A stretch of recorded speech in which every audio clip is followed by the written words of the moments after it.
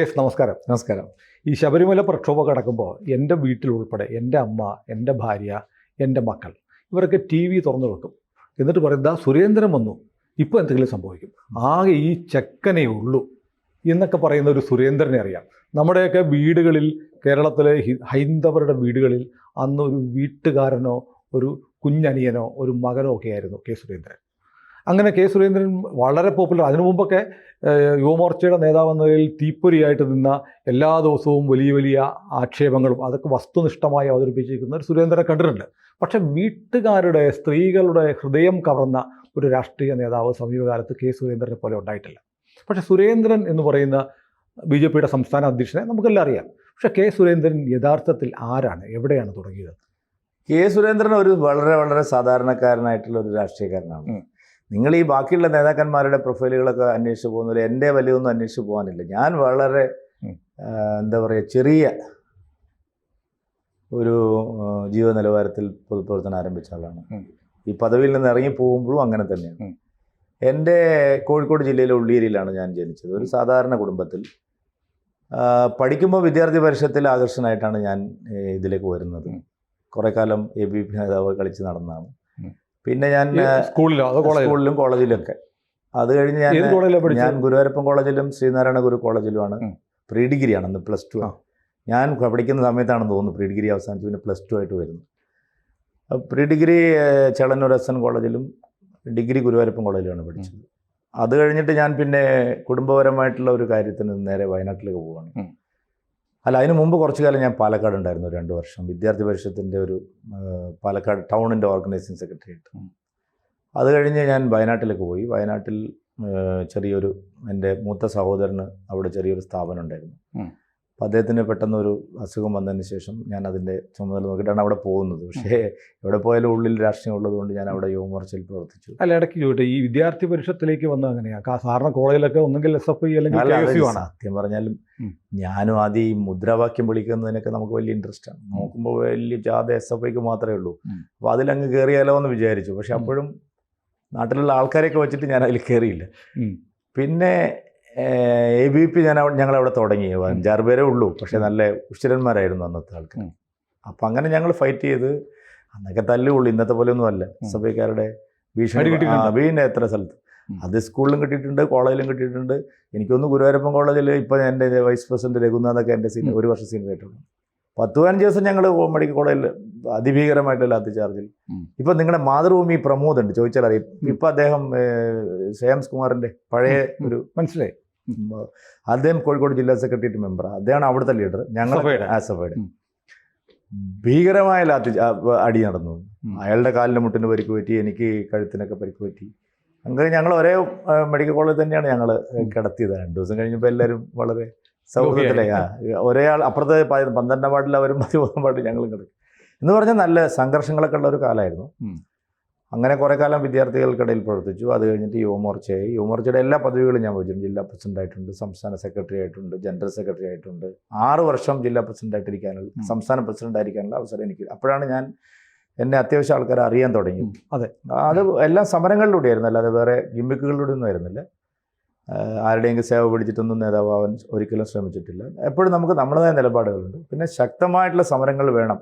ഒരു സമര സംഘടനയായിട്ട് യുവമോർച്ച വരണം എന്നുള്ളത് MT രമേശ്, ഞാൻ, അങ്ങനത്തെ കുറേ ആൾക്കാരുടെ ആ ഒരു കാലഘട്ടത്തിലാണ്. കൃഷ്ണദാസ്ജിയും ജോർജ് കുര്യനൊക്കെ അതിൻ്റെ മുൻഗാമികളാണ്. അവരാണ് അതിനെ ഒരു പടുത്തുയർത്തിയ ഒരു പേരുള്ള സംഘടനയാക്കിയത്. ഞങ്ങൾ വരുമ്പോഴേക്ക് കുറച്ചുകൂടി, രമേശ് വരുമ്പോഴേക്ക് കുറച്ചുകൂടി അതൊരു അറിയപ്പെടുന്ന സംഘടനയായി. പിന്നീട് എൻ്റെ കയ്യിലെ 6 വർഷം. അപ്പോൾ നല്ല രീതിയിൽ ഞങ്ങൾ പ്രവർത്തിച്ചു എന്ന് എല്ലാവരും സമ്മതിക്കുന്ന ഒരു കാര്യമാണ്. ഞങ്ങളുടെ എന്തെങ്കിലും ഒരു പ്രത്യേകത കൊണ്ടല്ല, ഞങ്ങൾ നല്ല സമരങ്ങളൊക്കെ ചെയ്തു.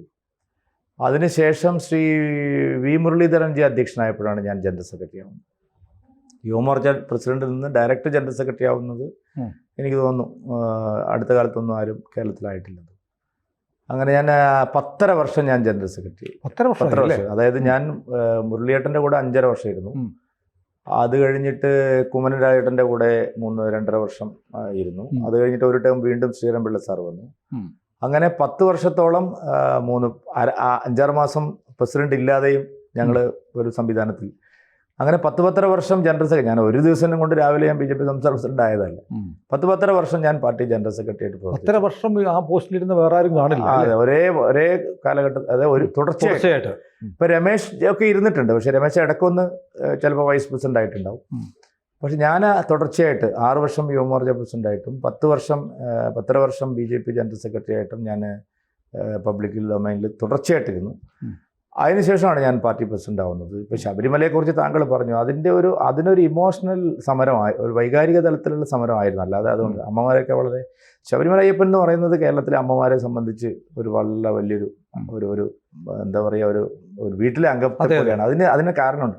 ഇപ്പോൾ വടക്കേ ഇന്ത്യയിൽ ശ്രീരാമൻ എന്നൊക്കെ പറയുന്ന പോലെയാണ് കേരളത്തിൽ, പ്രത്യേകിച്ചും മധ്യ കേരളത്തിലും തിരുവിതാംകൂറിലും മധ്യ തിരുവിതാംകൂറിലൊക്കെ അതിൻ്റെ വികാരം ഞങ്ങളുടെ മലബാറിലുണ്ട് ശക്തമായിട്ട്. എന്താ കാരണം വെച്ചാൽ 41 ദിവസം ഒരു പണ്ട് പോലെ കേരളത്തിലുള്ള ഒരു 41 ദിവസത്തെ ഒരു വൃതാചരണം ഉണ്ടല്ലോ ആൾക്കാരുടെ. ആ ഒരു മാസക്കാലത്തെ അമ്പലങ്ങൾ, പ്രാർത്ഥനകൾ, ഭജനകൾ, ഇതൊക്കെ അമ്മമാരാണ് മുൻകൈ എടുക്കുന്നത്. വ്രതം എടുക്കുന്നത് അമ്മമാരാണ് കൂടുതലും. അവരെല്ലാ അറേഞ്ച്മെൻറ്റ്സും, സ്വാമികൾ മലയ്ക്ക് പോകുമ്പോൾ അതിനുള്ള എല്ലാ അറേഞ്ച്മെൻറ്റ്സും ചെയ്യുന്നത്. മലയിട്ട് കഴിഞ്ഞാൽ നമ്മൾ എണീക്കുന്ന 6 മണിക്കാണെങ്കിൽ അമ്മ രാവിലെ 4 മണിക്ക് എല്ലാ കാര്യങ്ങളും കുളിച്ചിട്ട് വേണം ചായ ഉണ്ടാക്കി തരാൻ. എന്ന് പറഞ്ഞാൽ ഒരു വളരെ ഇമോഷണൽ ആയിട്ടുള്ള ഒരു അറ്റാച്ച്മെൻറ്റ് മണികണ്ഠനുമായിട്ട് അയ്യപ്പനുമായിട്ടുണ്ട്. അതിൻ്റെ പ്രതിഫലനമാണ്. അപ്പോൾ അവിടെ ഒരു കോസിന് വേണ്ടി ഞങ്ങൾ നിന്നുകൊണ്ടാണ് ഞങ്ങൾക്കൊരു മതിപ്പ് അന്ന് കിട്ടിയത്. ഈ സമരങ്ങളുമൊക്കെ ആയി ബന്ധപ്പെട്ട് വിദ്യാർത്ഥി പരിഷത്തിൽ വന്നല്ലോ, അപ്പോൾ അതുമായി ബന്ധപ്പെട്ട് സംഘവുമായി ബന്ധം ഉണ്ടാകുന്നത് എങ്ങനെയാണ്? അല്ല, വിദ്യാർത്ഥി പരിഷത്തിലാണ് തുടങ്ങിയതെങ്കിലും പിന്നീട് ഞങ്ങൾ സംഘത്തിലേക്ക് വരുമല്ലോ. ഇപ്പോൾ ഞങ്ങൾക്ക് നാട്ടിൽ ആദ്യം സ്കൂളിൽ നിന്നാണ് പോകുന്നതെങ്കിൽ പിന്നെ ഞങ്ങൾ നാട്ടിൽ ശാഖ തുടങ്ങി. ശാഖ തുടങ്ങിയത് നല്ല ശാഖകളായിരുന്നു അന്നൊക്കെ. എൻ്റെ ആദകശ്ശേരി ക്ഷേത്രത്തിനടുത്ത് ശാഖയുണ്ടായി, ബാലഗോകുലമുണ്ടായി, എല്ലാത്തിലും ആക്റ്റീവായി ഞങ്ങൾ. കുട്ടികൾ ധാരാളം വന്നു. അത് നല്ലൊരു ജനറേഷൻ ആ സമയത്ത് വന്നു. നല്ലൊരു ചെറുപ്പക്കാരുടെ നിര വന്നു. അവരൊക്കെ നല്ല വിദ്യാഭ്യാസം നേടിയിട്ടുള്ള ആൾക്കാരായിട്ട് വന്നു. അങ്ങനെ ഞങ്ങളുടെ നാട്ടിൽ പണ്ട് കാലത്ത് ഇല്ലാതിരുന്ന ഒരു പ്രഭാവം സംഘപ്രസ്ഥാനങ്ങൾക്കെല്ലാം ഉണ്ടായി. ആ കാലത്താണ് ഞങ്ങളും വരുന്നത്. നല്ല നല്ല ആൾക്കാരുണ്ടായിരുന്നു അന്ന്.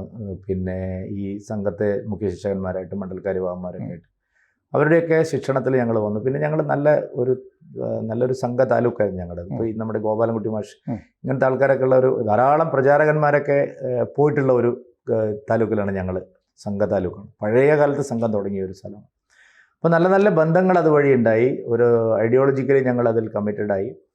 അത് പിന്നീട് രാഷ്ട്രീയത്തിലുമൊക്കെ ഞങ്ങൾക്ക് നല്ലൊരു ഗുണം കിട്ടിയ ഒരു കാര്യം. ഈ സംഘടനാ പ്രവർത്തനത്തിനിടയ്ക്ക് ഒരിക്കലും മറക്കാനാവാത്ത ചില അനുഭവങ്ങൾ ഉണ്ടാവുമല്ലോ, അതൊന്നും നമ്മുടെ പ്രേക്ഷകർക്ക് വേണ്ടി അല്ല, അതിപ്പോൾ ധാരാളം സംഭവങ്ങളുണ്ട്. അങ്ങനെ ഒന്ന് ജയകൃഷ്ണ മാസ്റ്ററുടെ വധം നടന്നു. നമ്മുടെ ഞാനൊക്കെ ഒരുമിച്ചാണ് പോയത്. ഞങ്ങൾ ഒരുമിച്ചാണ്. അദ്ദേഹം പ്രസിഡന്റും ഞാൻ ഓർഗനൈസിങ് സെക്രട്ടറിയും ഇദ്ദേഹം വൈസ് പ്രസിഡന്റ് ആയിരിക്കുമ്പോഴാണ് ഈ സംഭവം നടക്കുന്നത്. എനിക്ക് ഓർമ്മയുണ്ട്, ഞാനും രമേശും കൂടി, രമേശ് അത് പറഞ്ഞോന്ന് എനിക്ക് ഓർമ്മയില്ല. ഇതൊക്കെ കഴിഞ്ഞിട്ട് 2-3 ദിവസം കഴിഞ്ഞിട്ട് ഞങ്ങൾ ഈ മരണത്തിൻ്റെ അന്ന് ഞങ്ങളെല്ലാവരും ഉണ്ടായിരുന്നു. പോയി 2 ദിവസം കഴിഞ്ഞിട്ട് ഞാനും രമേശും കൂടിയാണ് പോകുന്നത്. ഒരു അംബാസിഡർ കാറ് ഞാൻ അവിടെ നിന്ന് ഒരു അടുത്ത് നിന്ന് സംഘടിപ്പിച്ച് ഞങ്ങൾ പോവാണ്. അപ്പോൾ വീണ്ടും മൊകേരിയിൽ പിന്നെ പത്തായക്കൊന്നിലൊക്കെ ഞങ്ങൾ പോകുമ്പോൾ ഞങ്ങൾ വണ്ടിയുടെ ടയർ രമേശ് ഇപ്പോൾ ഓർക്കുന്നുണ്ടോയെന്നറിയില്ല, ഇതായി. അപ്പോൾ ഞങ്ങൾ ഒരു സ്ഥലത്ത് വണ്ടി നിർത്തി. അവിടെ ഈ ടയർ നന്നാക്കാൻ വേണ്ടി ഡ്രൈവർ താഴെ ഇറങ്ങിയപ്പോൾ ഞങ്ങൾ രണ്ടാളെ തിരിച്ചറിഞ്ഞ ആരോ ഫോൺ വിളിച്ച് പറഞ്ഞു, ഈ സുരേന്ദ്രനും പിന്നെ രമേശും റോഡ് സൈഡിൽ വണ്ടി നിർത്തിയിട്ടിരിക്കുന്നത്, എന്താണ് അവന്മാർ പ്രശ്നം ഇത് ചെയ്യുന്നത്? അവിടെ ആരും ചെയ്യുന്നതല്ല. കാരണം കൊല്ലുക, വീണ്ടും അങ്ങോട്ടുള്ള കൊലപാതകങ്ങളുടെ ഒരു പരമ്പര തന്നെയായിരുന്നു. എനിക്ക് തോന്നുന്നു ജയകൃഷ്ണ മരിച്ചപ്പോൾ 9 കൊലപാതകങ്ങൾ അങ്ങനെ ഒറ്റ സ്ട്രെച്ചിൽ നടന്നിട്ടുണ്ട്. ഞാൻ പറയുന്നത്, അപ്പോൾ ഞങ്ങൾക്കറിയില്ല ഈ ഇന്ന സ്ഥലത്ത് വണ്ടി നിർത്തിയിട്ട് റോഡിൽ ഇറങ്ങി നിന്നാൽ കുഴപ്പമാണെന്ന സ്ഥിതിയാണ് എന്ന് പറഞ്ഞ് ഇതുപോലത്തെ ധാരാളം പ്രതിസന്ധികളിലൂടെ നമ്മൾ ആണാക്കാലത്ത് നമ്മളെല്ലാവരും പ്രവർത്തനത്തിലുണ്ടായിരുന്നു. മറ്റൊന്ന് എനിക്ക് തോന്നിയിട്ടുള്ളത്, എത്രയും ഇമോഷണലായിട്ട് തോന്നിയിട്ടുള്ള ഒരു കൊലപാതകം നമ്മുടെ രഞ്ജിത്ത് ശ്രീനിവാസൻ്റെ. ഈ അടുത്ത കാലത്ത് നമ്മളെ വല്ലാതെ അത് മനസ്സിനെ, കാരണം രഞ്ജിത്ത് ശ്രീനിവാസനെ പോലെ ഇത്രയും ഒരു എന്താ പറയുക, വളരെ സാധുവായിട്ടുള്ള ഒരു മനുഷ്യൻ, ഇത്രയും നല്ലൊരു മനുഷ്യൻ. കാരണം ജയകൃഷ്ണ മാഷൊക്കെ ഒരു അഗ്രസീവ് പിന്നെ ഫയർ ബ്രാൻഡ്. രഞ്ജിത്ത് ശ്രീനിവാസൻ എന്ന് പറഞ്ഞാൽ സൗമ്യൻ എന്ന് പറഞ്ഞാൽ ഇത്രയും സൗമ്യനായിട്ടുള്ള അങ്ങനത്തെ ഒരു ഫാമിലിയാണ്. അപ്പോൾ ഇതുപോലത്തെ ആളുകളെയൊക്കെയാണ് ഇങ്ങനെ ഞങ്ങൾക്ക് ഈ പ്രവർത്തനത്തിനിടയിൽ നഷ്ടപ്പെടേണ്ടി വന്നത്. മറ്റേറ്റവും ഇമോഷണൽ ആയിട്ടുള്ള ഒരു പ്രക്ഷോഭം തന്നെയായിരുന്നു ശബരിമലക്കാലത്ത്. പിന്നീട് ഇതുപോലത്തെ പല സന്ദർഭങ്ങളും വൈകാരികമായിട്ടുള്ള, എനിക്കിപ്പോൾ ഓരോ വഴിത്തിരിവുകളാണ്. ഞാൻ വയനാട്ടിലേക്ക് പോയപ്പോൾ അവിടുത്തെ സംഘത്തിൻ്റെ ആൾക്കാരൊക്കെ ആയിട്ട് ബന്ധപ്പെട്ട് പ്രവർത്തിക്കാൻ തുടങ്ങിയപ്പം അവിടുത്തെ ഒരു ദിവസം അവിടെ പിന്നെ സംഘത്തിൻ്റെ എല്ലാവരും കൂടി ഒരു വാർഷിക ബൈഠക്ക് എന്തോ നടക്കുക. അപ്പോൾ ഞാനും അവിടെ ഉണ്ടായിരുന്നു. അപ്പോൾ ഞാൻ വിദ്യാർത്ഥി പരിഷത്തിൻ്റെ പ്രവർത്തനം കഴിഞ്ഞിട്ട് അവിടെ ചെന്നപ്പോൾ എന്നെ എല്ലാവർക്കും അറിയാം. എൻ്റെ ബ്രദറൊക്കെ അവിടെ സംഘത്തിൽ ഉള്ള ആളാണ്. ഉടനെ അന്ന് ജില്ലാ ടീം കൂടിയിട്ട് എന്നോട് അവർ തീരുമാനിച്ചു ഇനി മുതൽ കുറച്ച് കാലം ആദിവാസി സംഘത്തിൻ്റെ, അതായത് ഈ വനവാസികളുടെ ഇടയിലുള്ള പ്രവർത്തനങ്ങൾ സുരേന്ദ്രൻ നോക്കട്ടെ എന്ന് പറഞ്ഞിട്ട് എനിക്കൊരു എന്നെ ചുമതല ഏൽപ്പിച്ചു. അപ്പോൾ എന്നെ സംബന്ധിച്ച് ഒരു വളരെ എന്താ പറയുക വേറൊരു ഫീൽഡാണത്. സംഘം നിശ്ചയിച്ചു, സംഘത്തിൻ്റെ നിശ്ചയം അതുപോലെ ആവട്ടെ എന്ന് വിചാരിച്ചിരിക്കുമ്പോഴാണ് 2 ദിവസം കഴിഞ്ഞപ്പോഴാണ് അന്ന് പഴശ്ശി ദിനം അവിടെ നടക്കുന്നത്. അപ്പം പുളിയാർമല എന്ന് പറയുന്ന പത്മപ്രഭ ഹാളിൽ നമ്മുടെ വീരേന്ദ്രകുമാറിൻ്റെ അവിടെ പഴശ്ശി ദിനാചരണം. അപ്പോൾ അതോടനുബന്ധിച്ച് മാരാർജി അവിടെ വന്നു. അപ്പോൾ മാരാർജിക്ക് എന്നെ നേരത്തെ അറിയാം. കോഴിക്കോട്ട് വിദ്യാർത്ഥി പരിഷത്തിൻ്റെ പ്രവർത്തനമായിരിക്കുമ്പോൾ മാരാർജി കോഴിക്കോട് വരുമ്പോഴൊക്കെ ഞങ്ങൾ കാണുകയും ABPയിലും അത്യാവശ്യം പ്രവർത്തിക്കുന്നു എന്നൊക്കെ മനസ്സിലായിട്ട് മാരാർജിക്ക് എന്നെ പരിചയമുണ്ട്. അപ്പോൾ ഞാൻ മാരാർജിയെ കാണാൻ ചെന്നു. മാരാർജി എന്നോട് സുരേന്ദ്രൻ എന്താണ് ഇപ്പോൾ ജോലി? ഞാൻ പറഞ്ഞു എന്നെ ഇവരെല്ലാം കൂടി ആദിവാസി സംഘത്തിൻ്റെ ഒരു ചുമതല. മാരാർജി 2 ചാട്ടമാണ്. അന്ന് ബാലൻ അധികാരി എന്നൊക്കെ പറഞ്ഞിട്ട് ഒരാളാണ്, ബാലൻ അധികാരിയാണ് അന്നത്തെ സംഘചാലകൻ. വേലായുധൻ എന്ന് പറഞ്ഞിട്ടൊരു അദ്ദേഹമാണ് കാര്യവാഹ്. അവർ രണ്ടുപേരെയും വിളിച്ചു. ഇവനെ ഈ ജോലിയല്ല കൊടുക്കേണ്ടത്, ഇവനെ നിങ്ങൾ യുവമോർച്ച BJPയിലേക്ക് കൊടുക്കണം. മാരാർജി ഒരു സ്റ്റാൻഡിങ് ഇൻസ്ട്രക്ഷൻ പോലെ അവരോട് പറഞ്ഞു. അന്നൊക്കെ എന്ന് പറഞ്ഞാൽ എല്ലാവരും മാരാർജി പറഞ്ഞാൽ സംഘത്തിലുള്ളവർക്കും സംഘം പറഞ്ഞാൽ മാരാർജിക്കും അങ്ങനത്തെ ഒരു ബന്ധമാണ്. മാരാർജി ഒരു എന്താ പറയുക, ഒരു അപ്രഖ്യാപിത സംഘപ്രചാരകനെ പോലെയാണ് അദ്ദേഹം ജീവിച്ചത്. അപ്പോൾ അങ്ങനെയാണ് ഞാൻ യുവമോർച്ചയിലേക്ക് തിരിയുന്നത്. എൻ്റെ സത്യം പറഞ്ഞ ഒരു ടേണിംഗ് പോയിന്റ് അതാണ്. മാരാർജിയാണ് കണ്ടെത്തിയത്. അതായത് ഇവനെ ഈ പണിയല്ല, ഇവന് ഈ പണിയാണ് BJP രാഷ്ട്രീയത്തിലേക്ക് മാരാർജിയാണ്. അതൊരു സത്യമാണ്. അതിനുശേഷം പലതരത്തിലുള്ള പിന്നെ പൊളിറ്റിക്സിലാവുമ്പോൾ നമ്മൾ ഉദ്ദേശിക്കുന്ന പോലെ എല്ലാം നടക്കണം എന്ന് വാശി പിടിക്കാൻ പറ്റില്ല. അപ്പോൾ നിരാശനാവാൻ തുടങ്ങിയ പിന്നെ നമുക്ക് ഭാവിയില്ല. ഇപ്പോൾ 2021 നിയമസഭാ തെരഞ്ഞെടുപ്പിൽ 2 സീറ്റിൽ മത്സരിക്കണം എന്നുള്ള, ഞാൻ സത്യത്തിൽ പറഞ്ഞ എൻ്റെ ജീവിതത്തിലെ ഏറ്റവും കഠിനമായിട്ടുള്ള ഒരു തീരുമാനം വന്നത് ഞാൻ പത്തനംതിട്ടയിൽ മത്സരിച്ച് ലോക്സഭയിൽ നല്ല വോട്ട് നേടി, ഒരു 3 ലക്ഷം വോട്ട് നേടിയിട്ട് ഞാൻ പിന്നീട് അവിടെ കോന്നി ബൈ ഇലക്ഷനിലും സാമാന്യം നല്ല നിലയിൽ വോട്ട് നേടി. മധ്യ കേരളത്തിലൊരു പൊളിറ്റിക്കൽ ചേഞ്ച് ശബരിമല വഴിയും അതുപോലെ ക്രിസ്ത്യൻ ഇതൊക്കെ വേണമെന്ന് പാർട്ടി ആലോചിച്ചുകൊണ്ടിരിക്കുന്ന ഒരു സന്ദർഭമാണ്.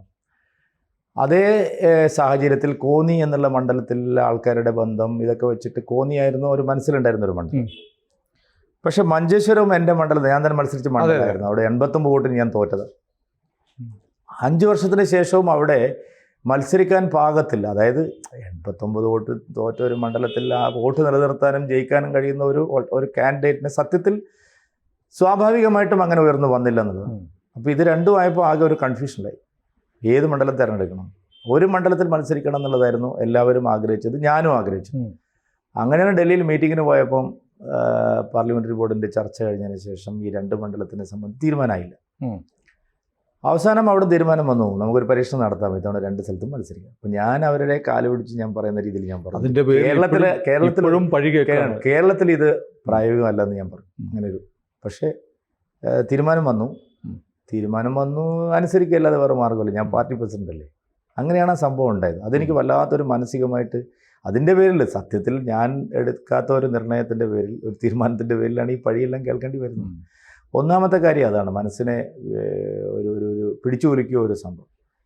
രണ്ടാമത്തെ കാര്യം എന്ന് പറയുന്നത്, പാർട്ടിക്കകത്ത് പല വാർത്തകളാണ് വന്നുകൊണ്ടിരിക്കുന്നത്. നമ്മളിപ്പോൾ നമുക്ക് പറയാൻ പറ്റില്ലല്ലോ, ഒരു പദവിയിൽ ഇരുന്നുകൊണ്ട് അതിൻ്റെ സത്യം എന്താണെന്ന് നമുക്ക് പറയാൻ പറ്റില്ല. അതിൻ്റെ ഒരു വീർപ്പുമുട്ടൽ എപ്പോഴും ഉണ്ടാവും. ഒന്നാമത്തത്, മാധ്യമങ്ങളോട് എല്ലാ കാര്യങ്ങളും തുറന്നു പറഞ്ഞ് ഒരു വാർത്ത എല്ലാം ചോർത്തി സംതൃപ്തി അടയാന്നുള്ളത് എന്നെ സംബന്ധിച്ചൊരു കാരണം ഇത്രയും ദിവസത്തെ അനുഭവത്തിൽ എനിക്ക് പറയാൻ പറ്റും, കേരളത്തിലെ ഒരു മാധ്യമപ്രവർത്തകനും, എന്നോട് വളരെ സൗഹൃദമുള്ള മാധ്യമപ്രവർത്തകൻ പോലും എന്നോട് പിണങ്ങുന്നതിൻ്റെ ഒരു പ്രധാന കാരണം ഈ ഒരു സ്റ്റാൻഡ് കാര്യം പറയുന്നത്. അപ്പോൾ നമ്മൾ സ്വയം കുറച്ച് പിന്നെ എന്താ പറയുക, അനുഭവിച്ചാലും കുഴപ്പമില്ല, നമ്മൾ പറയേണ്ട കാര്യങ്ങളെ പറയേണ്ടതുള്ളൂ എന്നുള്ളൊരു ധാരണയുടെ അടിസ്ഥാനത്തിലാണ് ഞാൻ പോയിരിക്കുന്നത്. നല്ല അനുഭവങ്ങളാണ് എനിക്ക് ഏറ്റവും കൂടുതലായിട്ടുള്ളത്. പിന്നെ എല്ലാ പൊതുപ്രവർത്തകനും മോശം അനുഭവങ്ങളും ഉണ്ടാവും. പക്ഷെ നമുക്ക് എല്ലാ നല്ല അനുഭവങ്ങൾ നിങ്ങളെല്ലാവരും പുകഴ്ത്തണം എന്നല്ല, എല്ലാവരും വിമർശിക്കാനുള്ള സ്വാതന്ത്ര്യം ഉണ്ടല്ലോ. എല്ലാ പാർട്ടികളിലും ഈ അഭിപ്രായ വ്യത്യാസമുള്ള പാർട്ടിക്കാരുണ്ടാവും. പക്ഷെ BJPയിൽ മാത്രമാണ് കുറേ ആളുകൾ സോഷ്യൽ മീഡിയയിലും അല്ലാതെ സ്വന്തം അധ്യക്ഷനെ കുറിച്ച് സ്വന്തം പാർട്ടിയുടെ പേര് മാറ്റിപ്പോലും വിളിക്കും. അല്ല, അതൊക്കെ കുറച്ച് ആൾക്കാരുണ്ടാക്കുന്നത്. ഞാൻ പറയട്ടെ, ഇതൊക്കെ അങ്ങനെ അതിൻ്റെയൊക്കെ ഞങ്ങളൊരു 10,000-2000 പ്രൊഫൈൽ എടുത്ത് പോയി. ഈ പറയുന്ന വ്യാജന്മാരുണ്ടാക്കുന്ന ഈ KJP പ്രയോഗങ്ങളുണ്ടല്ലോ, കുറച്ച് പേര് നമ്മുടെ ആളെ കൂട്ടത്തിൽ നിന്ന് ആൾക്കാരെ എഴുതിയിട്ടുണ്ടാവും. പക്ഷെ ബാക്കി എല്ലാവരും സുഡാപ്പികളും CPM-മാരും ലീഗുകാരുമാണ്, കോൺഗ്രസ്സുകാരുമാണ്. സോഷ്യൽ മീഡിയ കണ്ടിട്ട് നമുക്ക് ഒരു തീരുമാനം എടുക്കാൻ പറ്റില്ലല്ലോ. സോഷ്യൽ മീഡിയ ദുരുപയോഗം ചെയ്യുന്നതിൽ ചില ആളുകൾ ഈ ഒരു നറേറ്റീവ് വിജയിപ്പിക്കാൻ ശ്രമിച്ചു. കേരളത്തിലെ BJP ഫൈറ്റ് ചെയ്തിട്ട് യാതൊരു കാര്യമില്ല, അതിൽ നല്ല നമുക്ക് സതീശനെ കോൺഗ്രസിനെ പിന്തുണയ്ക്കുന്നതാണ്. ഇതാണ് ഉദ്ദേശം. ആ ഉദ്ദേശത്തിന്റെ പേരിൽ BJPക്ക് ഒരു വിന്നബിലിറ്റി ഇല്ല. അതാണ് വോട്ട് എന്തിനെ പാഴാക്കുന്നു എന്നുള്ളത്. അതെ, നമുക്ക് CPM-നെ തോൽപ്പിച്ചാൽ മതി. അതാണ് വോട്ട് എന്തിനെ പാഴാക്കുന്നത്. BJP വോട്ട് ചെയ്താലേ CPM ജയിക്കൂലേ? ഇത് ഒറ്റ നോട്ടത്തിൽ ശരിയാണെന്ന് തോന്നുന്നു. പക്ഷെ യഥാർത്ഥത്തിൽ കോൺഗ്രസ് അവരുടെ ദൗർബല്യങ്ങൾ കൊണ്ടാണ് അവരിങ്ങനെ ആയി പോകുന്നത്. ഞങ്ങൾ ആത്മാർത്ഥമായിട്ട് പണിയെടുത്ത് ഞങ്ങളെ വോട്ട് കുറയ്ക്കണം എന്നാണോ? ഞങ്ങൾ മുൻപ് വളരാനല്ലേ പ്രവർത്തിക്കുന്നത്. അപ്പോൾ അത് ചിലർക്ക് ഇഷ്ടമല്ല. അവർ പറയുന്നത് ഈ BJP വളർന്നു കഴിഞ്ഞാൽ ഇവിടെ കോൺഗ്രസ് അധികാരത്തിലല്ല. വെറും തെറ്റായ ധാരണയാണ്. അവർ യഥാർത്ഥ നിലപാട് അവർക്ക് എന്തിലെങ്കിലും ഒരു നിലപാടുണ്ടോ? അവർക്ക് ഒന്നിനും ഒരു നിലപാടില്ല. അവർ പിണറായി വിജയൻ്റെ അതേ നിലപാട് തന്നെയാണ്. അപ്പോൾ അതിന് ഞങ്ങളെ പഴിചാരി രക്ഷപ്പെടണം. തോൽവിക്ക് ഞങ്ങളെ പറയണം. ഇപ്പോൾ 2021 തോൽവിക്ക് സത്യത്തിൽ എന്താ കാരണം? 2 മുഖ്യമന്ത്രിമാരെ വെച്ച് ഇവർ പിടിക്കാൻ പോയതല്ലേ? അതെ, ഞങ്ങൾ കാരണമല്ലല്ലോ. ഞങ്ങളുടെ ശക്തിക്ക് അനുസരിച്ച് പ്രവർത്തിച്ച് ഞങ്ങൾ LDFന്റെ വോട്ട് ബാങ്കിൽ നന്നായിട്ട് കടന്നു കയറിയിട്ടുണ്ട്. ഈ ലോക്സഭാ തെരഞ്ഞെടുപ്പിൽ നിങ്ങൾ നോക്ക്, ഞങ്ങൾ LDFന്റെ വോട്ട് ബാങ്കിൽ നന്നായിട്ട് കടന്നു കയറിയിട്ടുണ്ട്. UDFന്റെയും കടന്നു കയറിയിട്ടുണ്ട്. ഞങ്ങളുടെ ദൗത്യം അതല്ലേ. പക്ഷെ ഞങ്ങൾ വെറുതെ ഇരുന്ന് കൊടുക്കണം, ഞങ്ങൾ സൈഡ് കൊടുക്കണം, എന്നിട്ട് UDF അത് നടക്കില്ല. ഞങ്ങളുടെ ശക്തി വർദ്ധിപ്പിച്ച് ഈ തിന്മകൾക്കെതിരായിട്ട് അജയ ശക്തിയായിട്ട് മാറാന്നുള്ളതാണ് ഞങ്ങളുടെ സ്റ്റാൻഡ്. ഏതായാലും നമ്മൾ ഈ സമീപകാലത്ത് ഈ സുരേന്ദ്രൻ്റെ ഒരു മൊത്തത്തിലുള്ള ഒരു പ്രൊഫൈൽ നോക്കുമ്പോൾ BJPയിൽ ഇപ്പോൾ ഒരു യുവ നേതാവായിട്ട് വന്നിരുന്ന ഒരാളാണ് സന്ദീപ് വാര്യർ. സന്ദീപ് വാര്യർ പോയതും അങ്ങയുടെ ചില പ്രശ്നങ്ങൾ കൊണ്ടാണ്, അങ്ങയുടെ ഒരു ശത്രുതാ മനോഭാവം കൊണ്ടാണെന്ന് വിശ്വസിക്കുന്ന കുറേ ആളുകൾ ആൾക്കാരെ വിചാരിച്ചിരുന്നത്. പക്ഷെ അങ്ങനെയല്ലെന്ന് അവസാന കാലത്ത് നടപടികൾ എല്ലാവർക്കും ബോധ്യമായി. കർശനമായ നടപടി എടുക്കേണ്ടി വരുന്നത് വളരെ ദുഃഖത്തോടു കൂടിയാണ് സഹപ്രവർത്തകരുടെ. സന്ദീപ് വാര്യരുടെ കാര്യത്തിൽ അതാണ് സംഭവിച്ചത്. ആദ്യം ഒരു തിരുത്തൽ പ്രക്രിയ ഉണ്ടായി. കുറച്ചു കാലം അദ്ദേഹത്തിനെ പദവികളിൽ നിന്ന് മാറ്റി. ഞാൻ തന്നെയാണ് അദ്ദേഹത്തെ വിളിച്ചു കൊണ്ടുവന്നു വീണ്ടും സജീവാക്കിയത്, ഇലക്ഷൻ ചുമതല കൊടുത്തത്, പാനലിസ്റ്റായിട്ട് കൊണ്ടുവന്നത്, ചേർത്ത് നിർത്തിയത്. ഞാനിവിടെ ആരെയും പുറത്താക്കിയിട്ടൊന്നുമില്ല ഒരാളെയും. 1-2 ആൾക്കെതിരെ നടപടി എടുക്കേണ്ടി വന്നിട്ടുണ്ട്. അത് സന്ദീപ് വാര്യരെ ഞാൻ ഒരു കർശനമായ നടപടിയൊന്നും എടുത്തിട്ടില്ല, പദവിയിൽ നിന്ന് മാറ്റി ഞങ്ങൾ തിരിച്ചു കൊണ്ടുവരും ചെയ്തു. പക്ഷെ അദ്ദേഹത്തിന്റെ പ്രവൃത്തി എന്തായിരുന്നു എന്നുള്ളത് ഇപ്പോൾ കേരളത്തിലെ എല്ലാ BJP പ്രവർത്തകർക്കും മനസ്സിലായി. അല്ലാതെ ഇതിൽ ആരെയാണ് പൂർണ്ണമായിട്ടും ഇല്ലാതാക്കാൻ സാധിക്കുന്നത്? അങ്ങനെ ആക്കിയത് കൊണ്ട് എന്താണ് കാര്യമുള്ളത്? കാരണം ഇതൊന്നും ഒരു ശാശ്വതമായിട്ടുള്ള പോസ്റ്റുകളല്ലല്ലോ. സുരേന്ദ്രൻ 5 കൊല്ലം ഇരുന്നു, ഇനി 25 കൊല്ലം സുരേന്ദ്രൻ തന്നെ ഇരിക്കാനൊന്നും പറ്റില്ലല്ലോ. അപ്പം നമ്മൾ ചെയ്യുമ്പോൾ ഒരു ലോജിക്ക് വേണം, ഒരു സത്യസന്ധത വേണം. എൻ്റെ എല്ലാ പ്രവൃത്തികൾക്കും ഞാനത് ചെയ്തിട്ടുണ്ട്, പണ്ടും ചെയ്തിട്ടുണ്ട്, ഇപ്പോഴും ചെയ്തിട്ടുണ്ട്. എല്ലാ നിലപാടുകളിലും എനിക്ക് എൻ്റെതായ ബോധ്യങ്ങളുണ്ട്. വല്ലാതെ ഇങ്ങനെ ആക്ഷേപിക്കപ്പെടുകയും ആരോപണങ്ങൾക്ക് വിധേയനാവുകയും ചെയ്യുമ്പോൾ കുടുംബത്തിൽ ഒരു വിഷമം ഉണ്ടായിട്ട് അവർക്കെല്ലാം അറിയാലോ. ഇപ്പം എൻ്റെ പേരുള്ള ആക്ഷേപം, ഞാൻ 400 കോടി രൂപയുടെ കള്ളപ്പണം കടത്തി, ഞാൻ പിന്നെ മറ്റ് എന്താ പറയുക ഇതുപോലത്തെ ആരോപണങ്ങളല്ലേ എൻ്റെ പേരിലുള്ള കേസ്, ഭയങ്കര മാഫിയ. സത്യത്തിൽ എന്നെ അറിയുന്നവർക്ക് എല്ലാം അറിയാം. ഞാൻ എങ്ങനെയാണോ പാർട്ടി അധ്യക്ഷനായി ഇവിടെ ചുമതല ഏറ്റെടുത്തത്, ഞാൻ അധ്യക്ഷ പദവിയിൽ നാളെ പോകുമ്പോഴും എങ്ങനെയാണെന്ന് എൻ്റെ ജീവിതം അറിയുന്നവർക്കെല്ലാം അറിയാം. പിന്നെ ഇതെല്ലാം ആരും വിശ്വസിക്കുന്ന കാര്യങ്ങളല്ല. രാഷ്ട്രീയ പാർട്ടികൾ തെരഞ്ഞെടുപ്പിൽ പണം ചെലവഴിക്കുന്നു, അത് മുഴുവൻ സംസ്ഥാന പ്രസിഡന്റ് ഇങ്ങനെ കറൻസിയായി കൊണ്ടുവരുന്നു.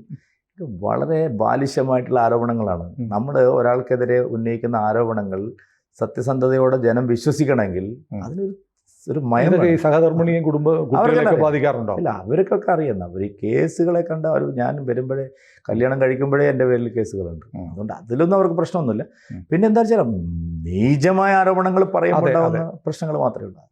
ഏത് മനുഷ്യനും ഉണ്ടാകുന്നു അത്തരം ഒരു സ്വാഭാവികമായ വിഷമം അത് എല്ലാവർക്കും ഉണ്ടാവുമല്ലോ. പക്ഷേ എന്നെ അറിയുന്നവർക്കൊന്നും ഈ പറയുന്ന ഒരാരോപണങ്ങളിലും സുരേന്ദ്രൻ കുഴൽപ്പണം കടത്തി മറ്റേ പിണറായി വിജയനുമായി ധാരണയുണ്ടാക്കി ഇതൊക്കെ പറയുന്നതിൽ അവർ കുറച്ച് ആനന്ദിക്കുക എന്നല്ലാതെ എൻ്റെ വ്യക്തിജീവിതത്തെക്കുറിച്ചും പൊതുജീവിതത്തെക്കുറിച്ചും അറിയുന്ന ആർക്കും തന്നെ അതിൽ സംശയങ്ങളില്ല. ഏതായാലും നമ്മൾ ഈ സംസാരിക്കുമ്പോൾ എനിക്ക് ഈ നമ്മൾ കാണുന്ന BJP സംസ്ഥാന അധ്യക്ഷൻ എന്നുള്ള പരിവേഷം ഉണ്ടല്ലോ, ആ കുപ്പായം ഒന്ന് കുറച്ച് നേരത്തേക്കെങ്കിലും അങ്ങ് ഊരി വെച്ചു എന്ന് എനിക്ക് തോന്നുന്നു. ഒരു സാധാരണ മനുഷ്യനെ പോലെ ഇരുന്നിട്ട് ഇടയ്ക്കൊന്ന് പറഞ്ഞു എനിക്ക് ചിലപ്പം വിഷമം ഉണ്ടായിട്ടുണ്ട്. അല്ല, വിഷമിക്കാനൊന്നുമില്ല. വിഷമിക്കാൻ എന്തിരിക്കുന്നു? നമ്മൾ സത്യസന്ധമായിട്ട് കാര്യങ്ങൾ ചെയ്യുകയും ശരിയായ നിലപാടെടുക്കുകയും ചെയ്താൽ വൈകിയാണെങ്കിലും ആളുകൾ അത് തിരിച്ചറിയും. പെട്ടെന്ന് റിസൾട്ട് കിട്ടണമെന്നില്ല. നിങ്ങൾ ഏത് പ്രവർത്തിക്കും. അല്ല, ചിലർക്ക് ചില അജണ്ടകളുമായി വരുന്നവരുണ്ട്, അവരൊരു കാലത്തും തിരിച്ചറിയില്ല. അതെ, അതുണ്ട്. അത് പക്ഷേ ഞാൻ പറയട്ടെ, എത്ര കാലം നിങ്ങൾക്ക് ഈ വ്യാജന്മാരെ വിശ്വസിച്ച് ഇത്തരം പ്രചരണങ്ങൾ നടത്തുന്നവരെ എത്ര കാലം വിശ്വസിച്ച് നിങ്ങൾ മുമ്പോട്ട് പോകാൻ കഴിയും? അത് കല്ലും നെല്ലും തിരിച്ചറിയും. അതൊരു ചോദ്യമാണ്. നമ്മുടെ പ്രേക്ഷകരും ഈ പ്രേക്ഷകരുടെ മുന്നിലേക്ക് നമുക്ക് ഈ ചോദ്യം വെക്കാം. ഏതായാലും കെ സുരേന്ദ്രനുമായി നമ്മുടെ പ്രേക്ഷകർ ആവശ്യപ്പെട്ട ഒരു സംഭാഷണമാണ് നമ്മൾ നടത്തിയത്. അപ്പോൾ അത് ഇതൊരു തുടക്കമാണ്. നമ്മൾ വീണ്ടും കാണും, വീണ്ടും നമുക്ക് ഒരുമിച്ച് സംസാരിക്കണം. അപ്പോൾ എല്ലാ ആശംസകളും. Thank you. കൂടുതൽ വാർത്തകളും വിശേഷങ്ങളും നിങ്ങളിലേക്ക് എത്താൻ ABC മലയാളം സബ്സ്ക്രൈബ് ചെയ്യുക, ബെൽ ബട്ടണും അമർത്തുക.